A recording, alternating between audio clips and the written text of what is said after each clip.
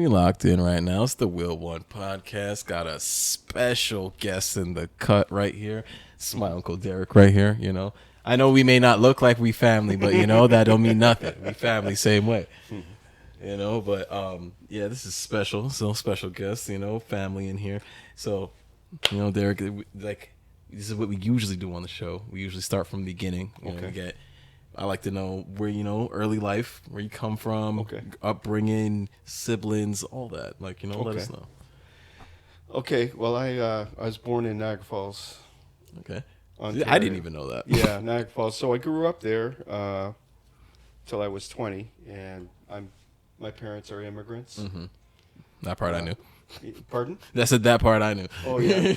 Yeah, so my dad came over here in the early 50s from Scotland because as far as he was concerned, Britain was kind of finished after the war. Yeah. And so he didn't know where he was going to go, but it wasn't going to be Britain. So his options were United States, Canada, Australia, New Zealand, South Africa. Oh, wow. All that stuff was possible, but he decided to come here first, and so then sent for my mom, asked, you know, it was that old-fashioned thing, and sent for my mom, and so they actually came over on the boat. Oh, wow. So it was a real, like, they came European immigration story. Everybody came through Montreal. Oh, wow. Yeah, so we had no family here at all, and so I grew up in Niagara Falls, and then we would go. If I wanted to see my grandparents or any relatives, we'd have to fly to go to. So I would spend summers in Scotland. So that was kind of neat. I mean, how was that, like, the comparison of, like, you know, growing up here but then spending the summers, like, you know, back home and so? Well, you would. It was great. I mean, you didn't know any different except for, you know, probably develop an accent and not be aware of it. Not even notice it, you know? Yeah, and then. It was different. It was Britain is different. And they say things differently. But anyway, it was good for me to know where I came from. Yeah. And so I would develop friendships that are still going on to this day. I mean, that's, like, amazing, considering the fact that it's been, like, so long, and then the distance in between, just, you know. Yeah, well, it's always interesting to get perspective from those people, because you go back every few years, and the music scene was a little bit different than it was in Canada. For example, music, either it would come out way before, or it wouldn't come out at all. There would just be some artists that you never heard of. Yeah. They never made it over here. So that was kind of interesting. So I spent my I said, like, I lived in Niagara Falls till I was 20, and in my youth I played football. Played 5 years of football. I wasn't particularly big, but I guess I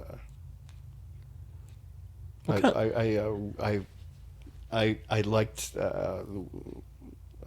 I had this competitiveness in me, so I would try out anyway, and I always made it. I made it for 5 years. 5 years played football, and also with wrestling. I did wrestling in junior high and then high school, and mixed that in with judo. Because Niagara Falls is sometimes a bit rough. Yeah, I could imagine, just because, like, I think people forget, like, another thing, kind of like what we were talking about earlier, like, you know, off camera, about, like, the whole thing. When you go to places where they're known for their beauty, people forget that right outside that beauty is a lot of things going on. The underbelly, yeah. And then it's like, especially in a place like with Niagara Falls, where it's like, you guys are a border town. Yeah. And people forget that with border towns comes a lot of other things too. That's so right. It could be a really tough place to be sometimes. Just because if you went to the wrong areas, the wrong areas, the rougher areas, it would be a little tougher. And it was it's also as much as it's a tourist place, it's also a very industrial place because of the power. So some of my summer jobs, I worked in a blast furnace, and that was dangerous, dirty work. But how is that? Like, explain a blast furnace to the people who, like, probably would not come about. Like a steel Come on. mill. Like so when they would be blasting like these furnaces would be so hot they would melt bauxite. Oh, fuck. Bauxite. Funny how things come back full circle. We were talking about that earlier. So we would get that bauxite. Maybe it came from Jamaica. I don't know. More than likely. Right. And so that was one of the most financially rewarding jobs I ever got. But I got into trouble there because they would say, okay, we want all this spilled bauxite. We want you to move it. And I said, okay. And a lot of people would have been upset by it. But I was still in the mentality of working out and with weights and stuff like that. And I turned it around in my head and I go, I'm getting paid to exercise. So I would shovel 50 this way and then 50 this way, and I would be exercising. And then the guys there got really mad at me. And I didn't understand why they were mad. I said, yeah, you come here. You only have to be here for 2 months, and you work, and you're making us all look bad because you're so productive. When you leave, we still got to be here. That means that we got to pick up our production. Yeah, it was such a weird situation. I mean, it sounds like a weird complex just because it's like clearly they didn't want to work hard or smart. So Yeah, that's the thing. It's like if you don't want to, you have to pick one. so sometimes people wonder about our productivity compared to other countries like Asia and that. Well, we have ourselves to blame for that because we don't want to work too hard. Not everybody, but I'm just saying in some cases, and then these places are not competitive and they close. Yeah. I mean, I'm sure that's a very simplistic way of looking at it, but anyway, it was the blast furnace. It was dangerous because they would be like, think of a big cup, a couple tons, and it would have all this electrodes go in it and would melt that, and there would be chains and hooks that you'd have to hook onto these. And I remember one time they slipped and the thing came out, and if that had hit me, I would have been done. Or if any of the metal had dripped. But it was a dangerous job. But I was able to buy my first really good guitar after that. I as a present to myself. So I bought a Gibson Les Paul after that, and yeah, it was nice. No. Speaking of that, like, kind of want to keep it on that level of, because you're talking about you're buying your first guitar. Now that kind of goes into my question of what were some of the hobbies and things that you did growing up for fun, and obviously it seems like music was a little bit, yeah. I mean, in our upbringing, we were all exposed to music because my mother was a classically trained singer. Oh. And so she was doing competitions during the war, going down to, when I say the war, I mean Second World War, traveling down to London to compete. And my aunt was a piano teacher, so music has been in the blood. Yeah, so it was either this or that, and I was drawn towards the Beatles at that time, so it was a guitar. My brothers did piano, but I never really did well in that, because everybody be out playing, and here I am practicing scales. It wasn't fun.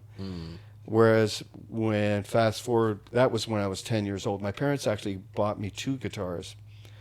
So, an acoustic guitar, then electric one, but I didn't really know how to play rock and roll, which was what I really wanted to play.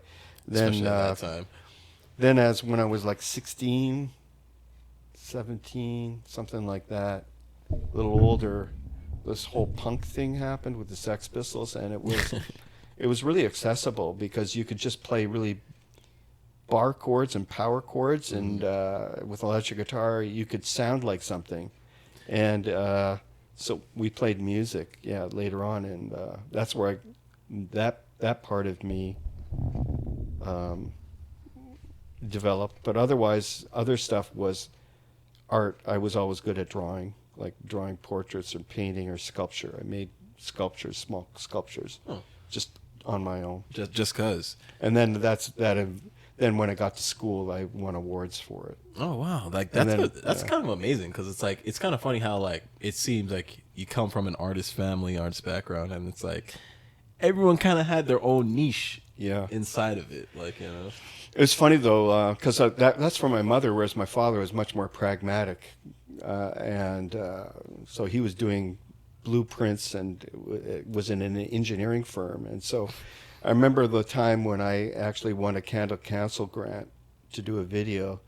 Rather than congratulating me, he says, "Why don't you just come to me for the money, because it's the same thing," meaning his tax money goes to these art things. When what is that anyway? You know, it's not pragmatic. It's not like a bridge or a road. So Who he needs didn't that really see the anyways? value in art. It's kind of funny because when you look at it now, like, you know, fast forward for, you know, we're going to get into this for the rest of the people, but for me that knows you, it's like, you're literally a combination of them both. Yeah, true.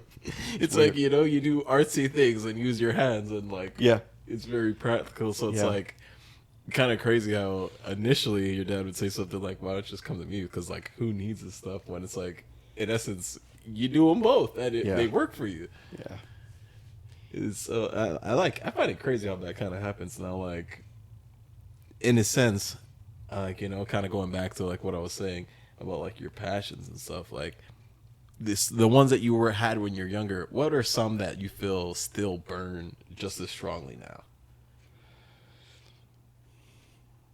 I think just making things. I think I've always made things, creating things, even creating things from nothing, not even knowing what I'm going to make. Well, there's always tools. My dad always built his own family room. Just did that, and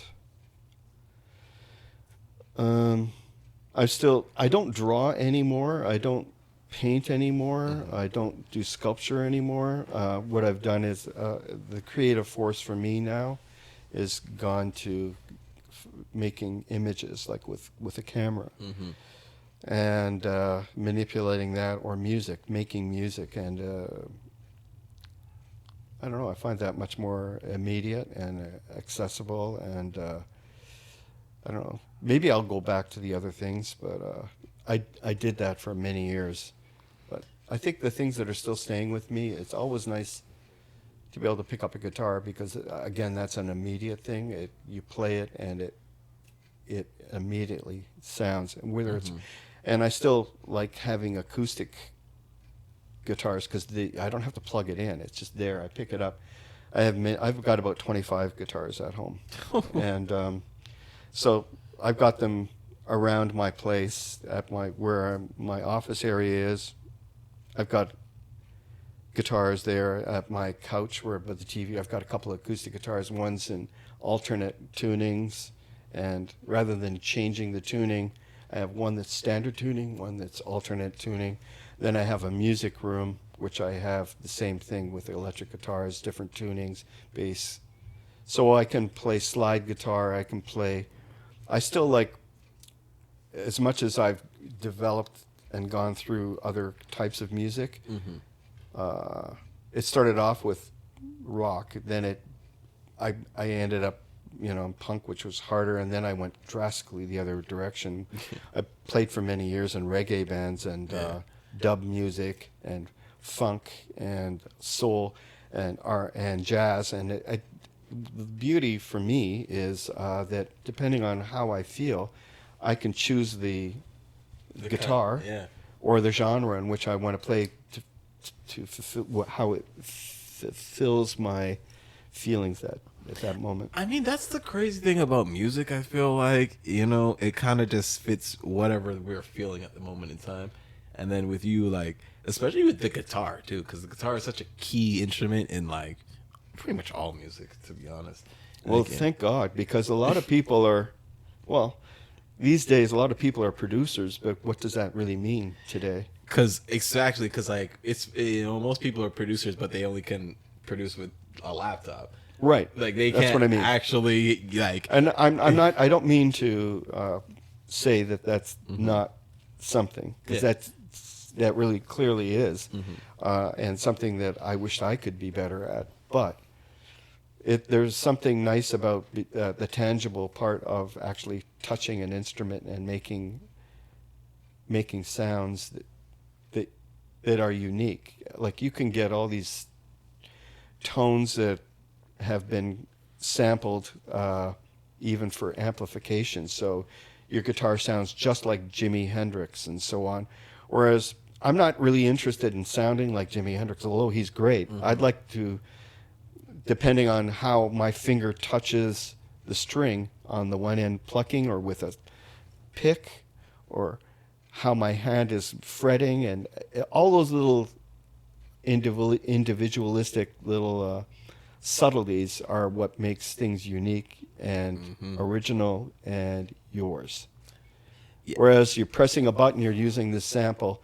I guess one could say it depends on the context, how you're putting that in on top of another track of rhythm and stuff, or how you're affecting it with reverb or delays or compression and stuff. But I don't know. I like the immediacy of the guitar, and I was always worried about the fact that in the future that we'd be getting too far away from that. I see. Like I do understand what you mean by that, because like I do feel like it's like in a sense kind of getting there with like everything being done through like with the laptop and everything. But then at the same time, it's like you still need that authenticity that you get from the actual instrument. And I feel like that's when someone maybe like they just bring someone into like a studio or something. And like, that's what happens. You gotta get the real sound. You can't just get the sound that you're trying to get from, I don't know, a program that you downloaded, because it's just not hitting the same like how maybe you hear it in your head how it's supposed to be. And like I feel like that's a sign of a true composer, true producer. Like Well, a producer it is, yeah, because a producer doesn't necessarily have to be the musician. He just knows how. He or she just knows how to go to that musician and be able to get that, what it is they're looking for from them, and be able to communicate that and then bring it in, and then they can do whatever they got it to do. You don't have to be a musician to be a producer, but I think it helps. Yeah, definitely. And yeah, because like I definitely agree with that too, because it's just like I feel it helps a lot just because once you know how to play an actual instrument too, you just know more sounds because you know how things are supposed to sound, and then with that in tune, it just helps you with anything to mash things together to make I was having a discussion about this actually with a friend of mine, and he was wanting to play reggae, and every time he played it, it didn't sound right, and it sometimes is takes a long time. For example, with reggae, if we can, I know I'm going off topic a little bit, but reggae, like it's a certain feel. People say it's so simple. It's like 3 chords. Okay, you play the 3. Let me hear you play those 3 chords, and the timing is off, the attack is off, and it doesn't sound like the authentic Jamaicans did. If that's what you want, then you got to play a long time to be able to feel that and to hear it and to get that. Otherwise, you can call it reggae, or you can it doesn't have to be in a purist. But it's something else. Like a lot of other bands used reggae, but it doesn't sound like reggae, and which is fine. Maybe it doesn't have to be, but however, let's just say that you wanted that purist reggae sound, the skank of the guitar, then rather than spending 20 years learning how to do that and playing with bands, and just get somebody that can do it. You know what? You just tell them, I want you to play these chords, and here I want you to do this. But they can do that. You don't have the rest of your life to be able to get that. Right now you want to make a song, so pull on people. Yeah, get that drummer in, get that who understands that or knows how to play the bass, and because it takes a long time to figure this stuff out. I feel like that's one thing too, just an in general thing, like not just like when you think about it in the music sense, but in general wise, where it's like people, they forget that sometimes you just need to reach out to people that can help you get done what you need to get done instead of it's not a bad thing. It's not a weakness. It's I mean, if you're looking at the final goal and the final product and the piece, and you just don't have the abilities. Like when you build a house, you can't do everything. True. You don't know how to do everything. And Exactly. if you wanted to learn how to do everything, you would never get anything done. So sometimes, in the meantime, lean on people, learn from it, and look what they're doing. And you can still be learning in the meantime, but maybe you don't have 5 years to get that thing done, you know? So maybe you can lean on some other friends. And then when it comes to them doing a project, maybe they need a producer. They need somebody to be doing this or that. Maybe they need a technician. They need an engineer. You help each other and you feed off of each other. Yeah, help. Especially like with the COVID days. Yeah. That's how we were working. I was working with friends, and we couldn't work. We couldn't be together. Mm-hmm. So we would set up tracks and set up a track, and then somebody would say, okay, can you put down a bass track? And okay, and I thought I could put something up, and I would just send these tracks, and then I'd send them, and then they would just lock right in over the internet, where we didn't have to be in the same room, and could still make the music, like still Yeah. put things together. Yeah. And like again, it comes down to like it's the communication, the talking, and like letting people know, like, you know, at the same time too, because it's like, and it's hard to be honest sometimes. Sometimes you don't like what they do, but just try to be. You know, you just try to make good suggestions in a way in which you're not hurting somebody's feeling, but be diplomatic. But sometimes you're not doing them any favors if you're accepting stuff that isn't really good in your head. Yeah, I mean, like that's one of the most important things. Is like the qualities has to be there, you know, at all times. So, but no, we're gonna switch gears just a tiny bit now. I took it off track. I went it's on all another dimension. It's all good. We do that. We do that Okay, out here. all You right. know, we keep it wheel. But anyways, I like to know, just like, you know, because now we got through like, you know, a little bit of who you are, you know, where you come from, a little bit of your passions. I kind of want to know a little question to ask everybody, just about their views on society is right now, and like how is that affecting them personally. That's It's a deep question. I know it's a lot. Well, it's a bit of a broad question. A society. Yeah.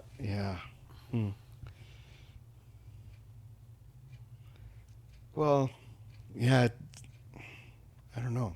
That's a difficult question. Society right now. It's. I think we've really had to readjust and recalibrate how we look at things and the whole world.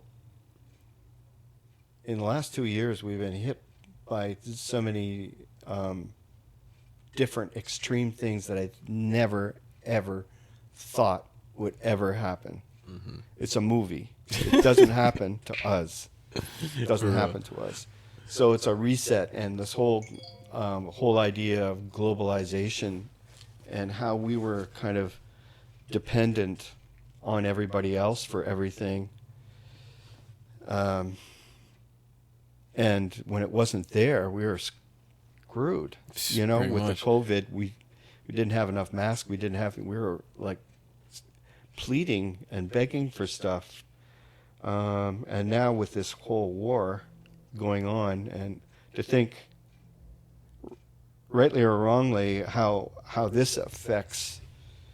It's a Ukraine thing. It's a European thing. Well, it all affects us, and it's kind of sad. Also, in the fact that other parts of the world, there's wars going on, and we haven't stopped it.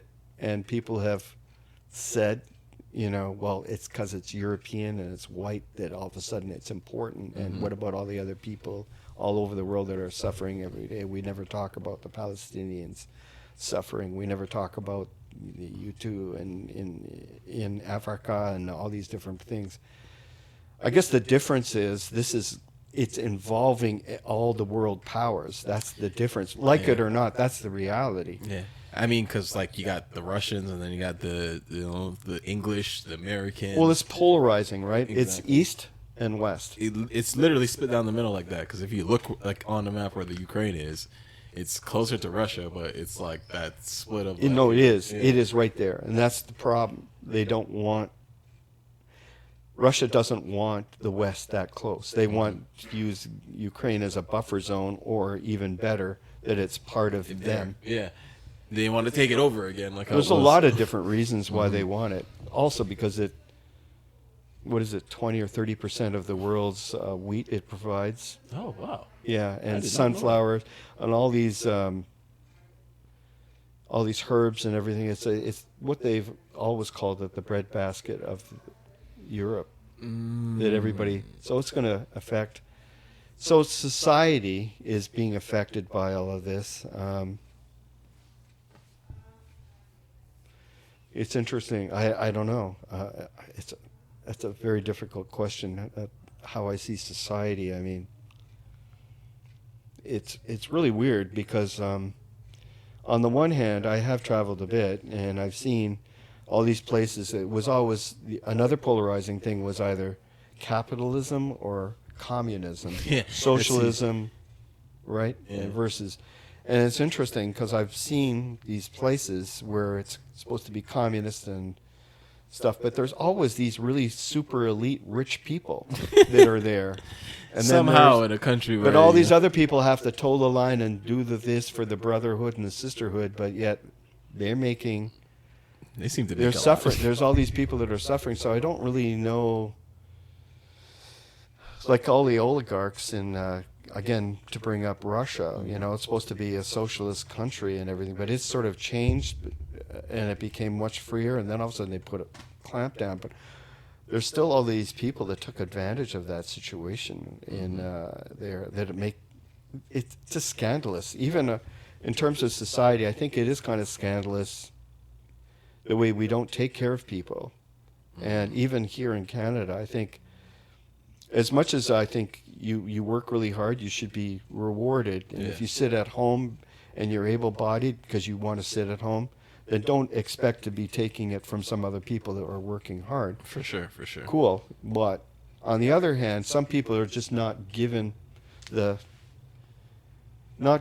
equal standing in the first place, or not given some equal starting points, and they're disadvantaged right from the get-go. So how do you expect them to be productive people if they've never been exposed to anything else, or been exposed to reading properly, or have the ability to be able to afford to go to any kind of sports facility and stuff? And I think, to me, I'm disappointed that we don't do more of that. We'd rather spend more money on jails after the tree is already grown this way. Try to get it back. Yeah. We don't grow a tree and then start to grow it back. You plant the tree and you put something strong beside it, and it guides and it goes strong as it grows. Maybe at some point you get rid of that stake and that wire that's keeping it straight from all the things that it's growing up against, wind and everything, when it's weak. Well, we don't do that with people. No. We get them and we go, no, they're breaking the rules, and just throw them away. And what happens in jail? Yeah, they learn in there, all right. It's crazy because, like, when you say all this, like, I really think back on it. I think about, like, number one, in jail, like, I thought, like, my thing is, like, people become, like, the best of engineers when they go to jail. Because you'd be surprised how much they make something out of nothing. And then when you look at that, you're just like, if they could do that in there, what if they were given this opportunity outside, given the exact same, like, not the exact same tools, but, like, better tools, if you really think about it. They would be just as successful. But instead, like, they don't know nothing, and then they're thrown into... Well, also, if you're around negativity all the time, then you're going to have that kind of point of view once you get out. And very true. It's always the people, it's a system, and it's always this, and you're always have this negative outlook and not positive. And they've never been shown anything positive. Then how do you... It's very difficult to all of a sudden... just find that positivity right. out of nowhere. Like, where do you find that? Yeah. And so I wish our society, and I'm just talking about where I live in Toronto area, I wish we had more rec centers and we made them more accessible to young people. Yeah, see, like, and even older people, rather than putting them on drug programs to make people healthier. How about being healthier, having a healthier lifestyle? How about exercising and being told that's a good thing? And if you get taught again at an early age, then maybe it'll be throughout your life. You don't all of a sudden decide to be healthy when you retire. It's too late. In order to be a healthy human being and be around your family, your grandchildren, and so on, well, you got to make an investment, and you got to put your time in. There's no magic pill for it. I love that you said that, because like, you know, part of the reasons of like everything that I want to do in life is to like be able to like, you know, because you've been to my neighborhood and you know how it is. There's not a community center in a like a cul-de-sac that probably houses like 10,000 people. It's crazy. And so it's like, and then for me, what I realized growing up there was that once I hit 12 years old, there wasn't programs for me to do.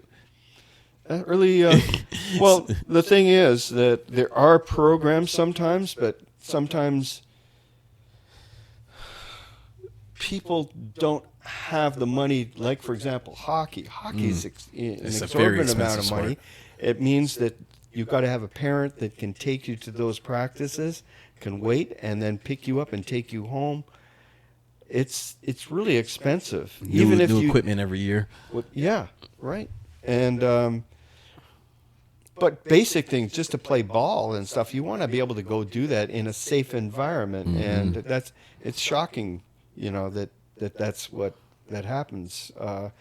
But even I found other places where there are high density populations and these centers have been built.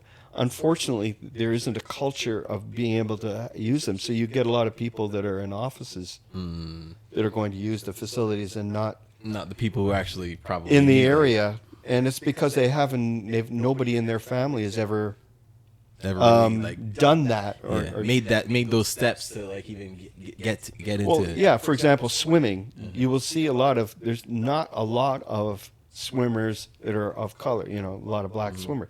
Is that because black people can't swim? No. It's as because much as stereotypes would say all these stereotypes. It's because they've never been. There's a historical reason for it as well. But historically, there's those reasons. But now we don't. We got to somehow mend that gap. And actually, when you do see competitive swimmers, and they are black, look out. Because I brought my daughter to competitive swimming, and I was amazed. It was like there wasn't a lot of black swimmers, but the ones that came out, they were always in the top 3. It's the athletic gene, you know? Yeah, well, that could very, very well be. So, anyway, I guess in terms of our society, my society in general, we were talking about, but these are my pet peeves that I wish that if we did stuff like that, I think we'd have a better society. I definitely agree. Because they feel better about themselves, they're healthier, and in sport, you learn how to be responsible and held accountable too. Yeah, you have your teammates. You have you have to learn to be on time. You have to learn what you have to do you have to bring it all the time. And these all of these skills are transferable into the workplace and into society at large. Yeah, easily. Like for me personally, more times when I think about like situations in life, I relate it back to basketball, just because I know I can. It's a very easy like comparison to me, to be honest, because it's like, you know, you think of it anything from team aspect to like, all right, individually, how do I get better at like the skills I'm trying to get better at, like little things like that, where it's just like, I just knew, okay, everything I could kind of relate back to basketball, and it just helped break it down, make it a lot easier. And also, it's not just you out there, right? Yeah, exactly. That was the one thing that I learned too, that like, you know, as much as you feel you want to perform and you want to do the best and put on the best, like, you know, game that you have, you remember sometimes you got teammates. Yeah, and they push you. Exactly. They push you along and they pull you along, and you do the same to them when they're not having a good day. And it's about being around positive. Mm-hmm. I mean, positivity always has to be key, especially in these Right. things. Well, mental health is a big thing on the show here, and Okay. so one thing that we love to talk about with people is I love to hear about a story or a situation in your life where you were first like really had to like face your own mental health and like be like, okay, wow, I'm going through a situation right now. Wow. Um,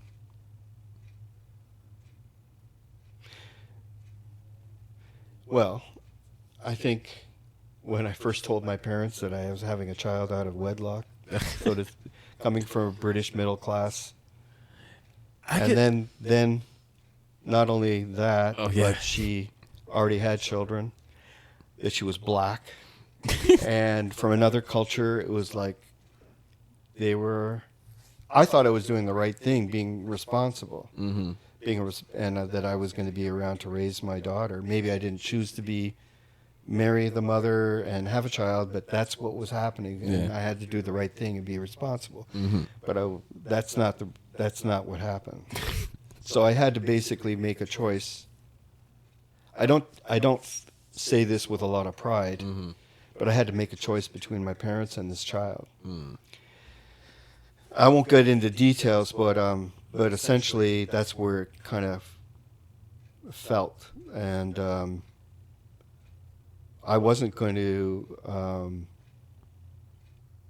I wasn't going to not be around for my daughter. I just couldn't do that. I just thought it's not fair to that child. That child never asked to be here, and so I felt it was a responsibility to be a father, no matter how hard it was.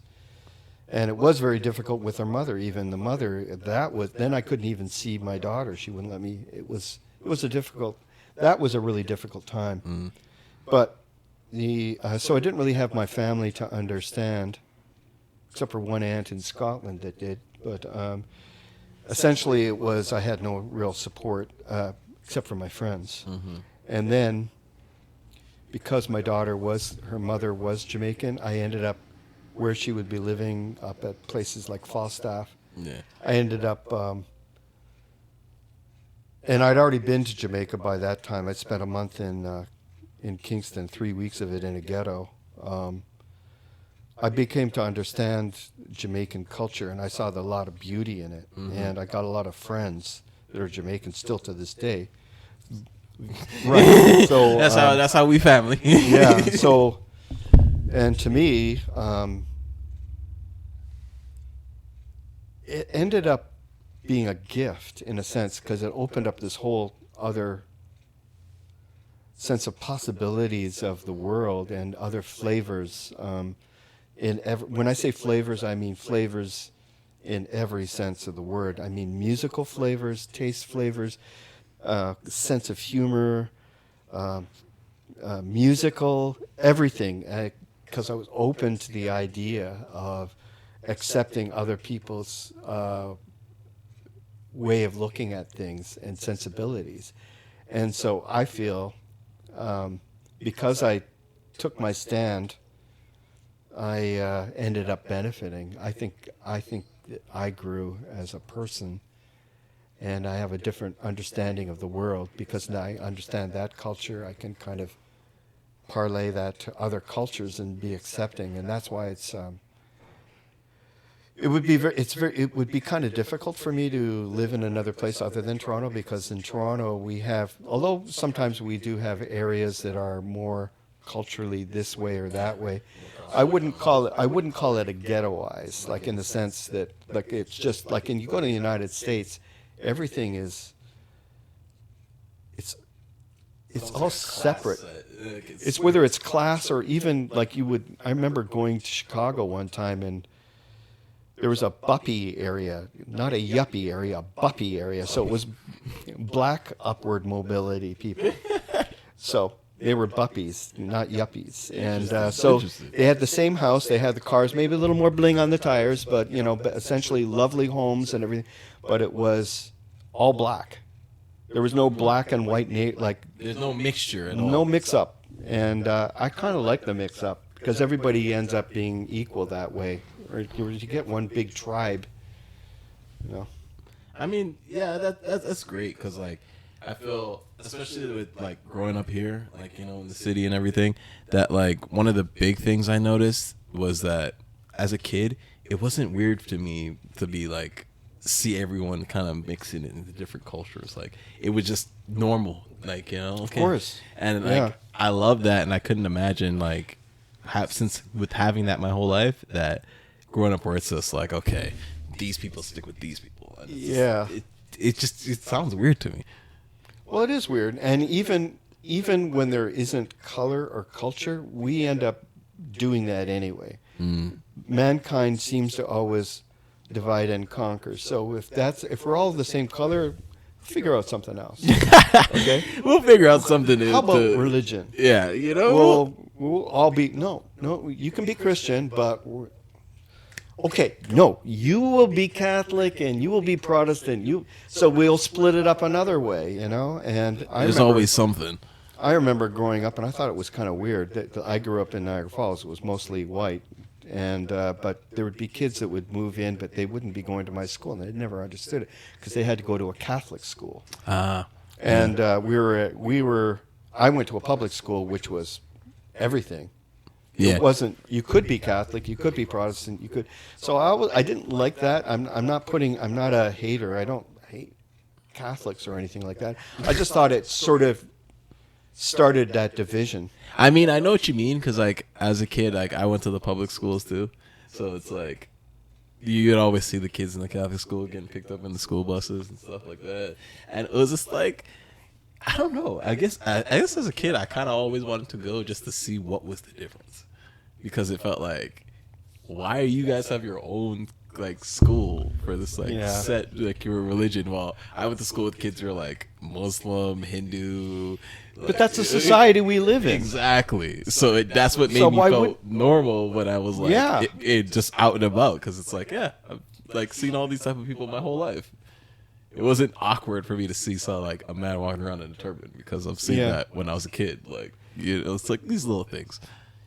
It's ironic though, not that there's a right or wrong about it, but I know that like even in Brampton though, in terms of diversity, ethnic diversity, there's more ethnic diversity in Catholic schools now than there is in public schools, because all the public schools, it's all Southeast Asian. Yeah, pretty much. So, whereas Catholic school, it's Southeast Asian. Everybody's in which there. Is weird. It's kind of a flip. It's like everyone's going to the Catholic schools now. Like they're like, all right, we'll just take religion. We're not really paying attention. Yeah.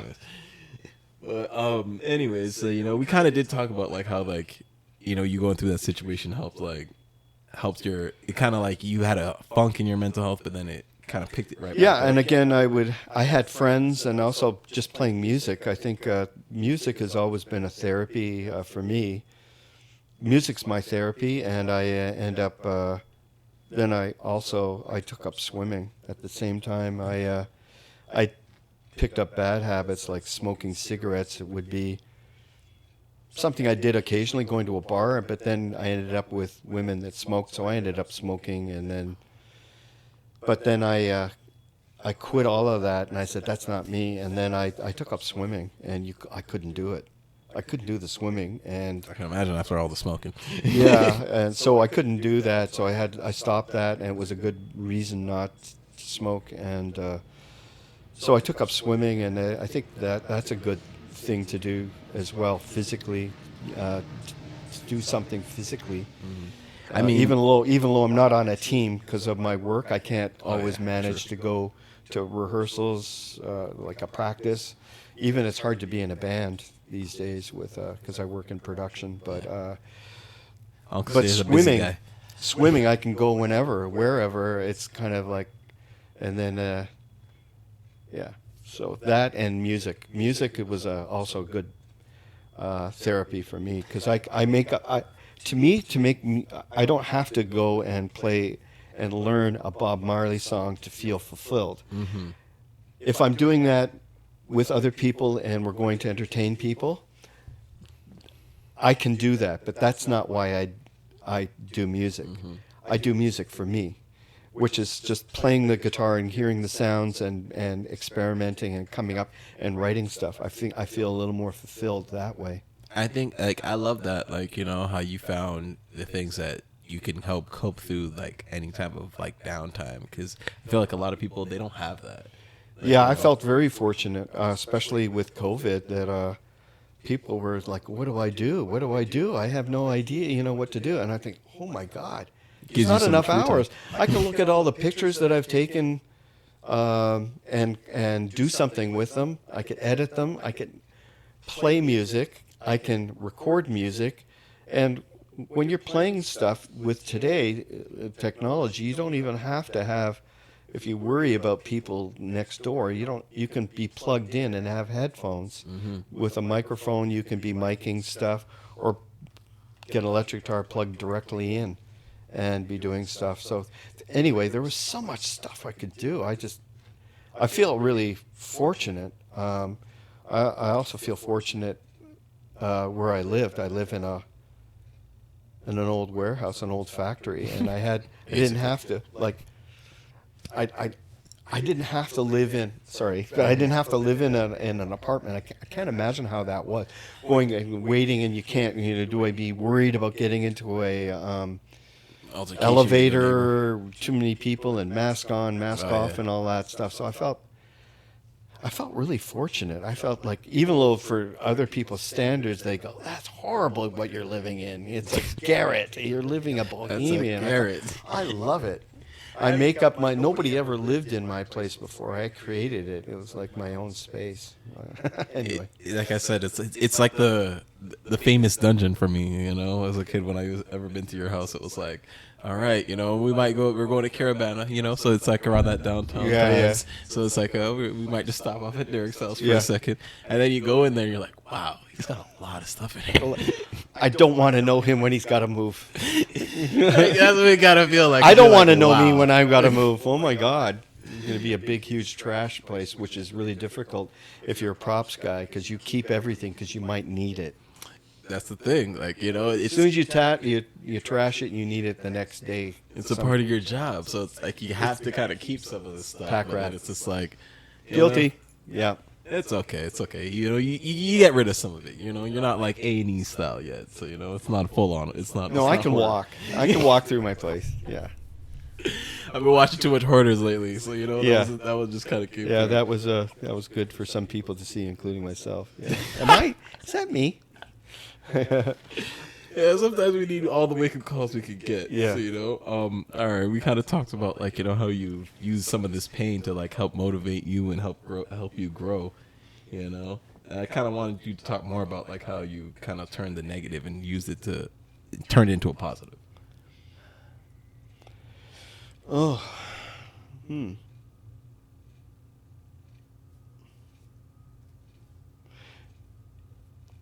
I don't really know how to answer that question. You mean, I can think of little snippets of things, but rather than in a general way of having any kind of adversity. Let me see. Okay, I'll go back to my daughter. One thing was that I ended up taking my daughter when she was 11 to live with me on my own. Mm-hmm. I didn't take her. Her mother said, please. And so I had my daughter at 11 years old while I was working. So how do you navigate that when you're working full time, working? You work a lot of hours. With Yeah, the job, you gotta work. I work in film business. So we were working. 12, I was 16-hour working days, easy. minimum 12 hours, sometimes 17 hours a day. Easy. So what do I do? Well, I stopped working. Oh. And I went on unemployment. I didn't want to, but I didn't know how else. How can I had to take care of my daughter. She was too young to be on her own. So I went on unemployment, and they wanted me, back then they wanted, you get another job. And I know this is This is your career. This is cyclical. There'll be months off, and then can go back. But this was going to be a little longer. But I just told them I couldn't. There was nothing happening. But rather than sitting at home, I did go back to school, but I got something that was sort of related to my life, which was I didn't know how to type, far less how to use a computer. Oh. So I ended up going to school and learning how to use. It was for digital multimedia. Okay. Okay. And since I've got a fine art background, I've got a fine art degree, so I wanted to somehow translate that into the digital age.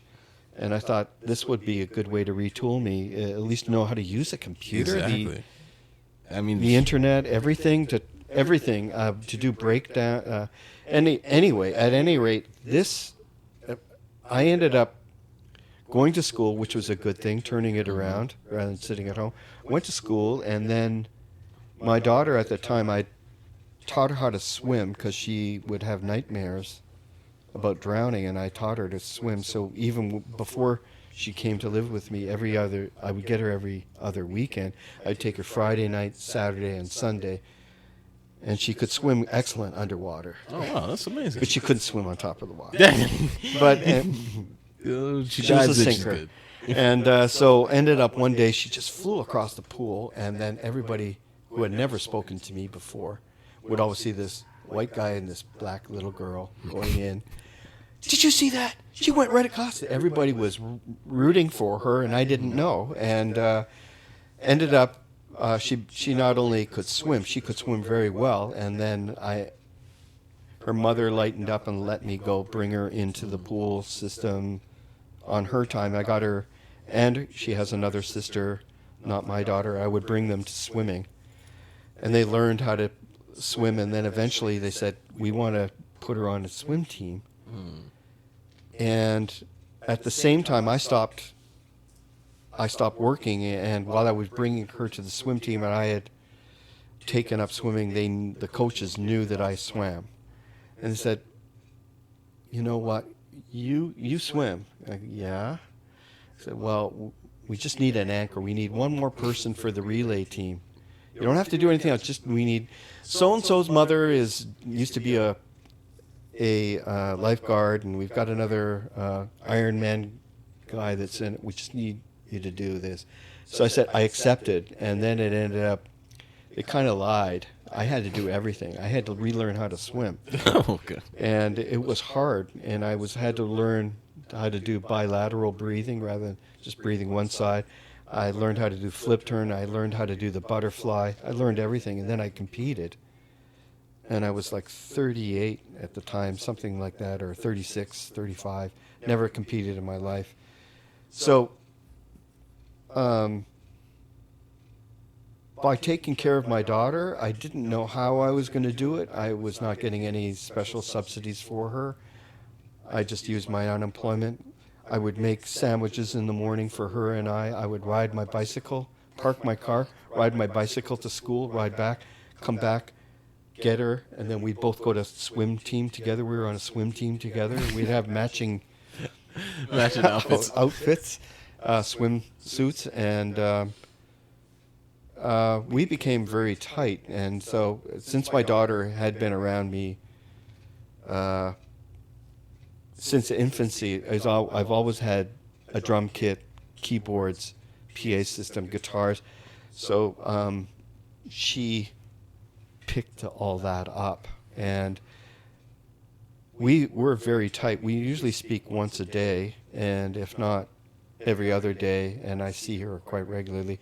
We ended up performing together, and I ended up going to Panama and playing in a blues and jazz festival in Panama. But we played a couple of weeks ago here in Toronto, and so she's a singer. That's what she does. It was very difficult through COVID, but she was doing pod stuff, what you're doing, and educating children on using the technology, and that was really good. But now she's getting back into singing, and she's a hired gun. So she gets hired out, she'll do whatever. Because she also, when I was in some of the bands that I was in, they were reggae bands, they would be different people, and one guy happened to be a keyboard player that was playing in a gospel church, and So I got her in a gospel choir. She's So ready. that was a different kind of school for her. Yeah, I can imagine. Yeah. So it's not only was she hearing the singers that came into my studio, which were mostly Jamaican or Trinidadian. It was West Indian, but reggae. Now she was getting exposed to church music as well, and I think that was really good for her. But anyway, your question was, how did I turn around that situation? I didn't know how I was going to manage, but it was the best thing I could have ever done. That's what it seems like. Like It as was we were like, telling and the something story, I wouldn't have done it otherwise, and it ended up being a really wonderful thing. It a introduced really a couple of beautiful things to you. And I got to got to know, my daughter knows me, and I think that sometimes some fathers, even both parents, don't even get to know their children, and because they're so busy chasing the dollar to give them a better life. But what is that? What is that better life? When you're not around, to be watching them and enjoying them and feeding off of them, and them feeding off of you. If you can't, because we're so busy. Our society is so busy about making money so we can have material things, getting the newest car, the newest this, the biggest that, and better than that, and blah, blah, blah. Is that really important? And I think, so I think I was very fortunate. I never planned on being a dad, ended up being a dad. Never planned on being a grandfather. My daughter is giving me 2 wonderful grandsons. And again, that's compared to how much I put out and what I get back from that, the joy. It's so beautiful. So it was a great investment, and the returns surpassed the investment. No, that's beautiful to hear. That's beautiful to hear. I love hearing that. So finally, last question here before we wrap up is, what's the future hold for you? That's a really good question. I just turned 64 less than a week ago, so We got the same birthday, by the way. What? Yeah, the 17th. That's how I knew that, but I forgot. I'm It's so okay. sorry. It's okay. I forgot the other day Oh too. my That's why I said I God. should have messaged you on Okay, Sunday. now things are making a lot more sense. It's okay. It's okay. You poor guy. You're an Aries? Yeah. Oh man, I'm sorry. It's all right. All right. Anyway, 64. So it's like I could really retire. I could retire in another year, and again, like what we were saying, I could really I don't have a problem finding things to do. I'm also a scuba instructor, so I could do that if I wanted. But right now I'm not instructing. I'm just I keep it up because you never know. But I do dive. Okay. And sometimes this year it was a bit slack, but I generally dive all year round, like even in January, December, November. Oof. I dive in Lake Ontario. I dove last Sunday It's on my cold. birthday. It's cold out. Oh. Yeah, again, the technology. It is a bit cold. Then you go numb, so you don't feel it. I mean, my face. But the rest of the stuff, I wear a dry suit, and the dry suit keeps you pretty warm. Your fingertips sometimes get a little cold, and initially your face isn't covered, but it kind of, sort of like ice cream. You get that. No, it's like a brain freeze, and then after that, A bit like that, and sometimes it can be cold when you're getting out, but it is a natural high. It is like you're zoned out, you're in there, it's completely tranquil and quiet, and you're floating. You're in space. Once you figure out how to get your equilibrium, I stop, I'm there. I'm just there, and I'm just in the water, and but I go away. I'm lucky. In my frugal ways to save, I go away. Usually, go away twice. A good diving destination, more expensive. Like I was in Puerto Rico in December and lived on a boat for a week, like a sailboat, and we would dive 3 and 4 times a day and live on this boat around Puerto Rico. So I didn't see anybody for a week, or then we go to Cuba. oh, damn. Camera shut off. Okay.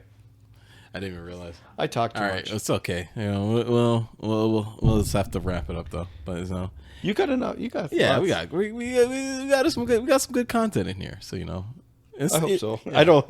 It's the Wheel1 podcast. You know, it's your boy Master Twice. We just gonna sign off for now. You know, Okay. thank you guys for tuning in. You know, we'll see you next time.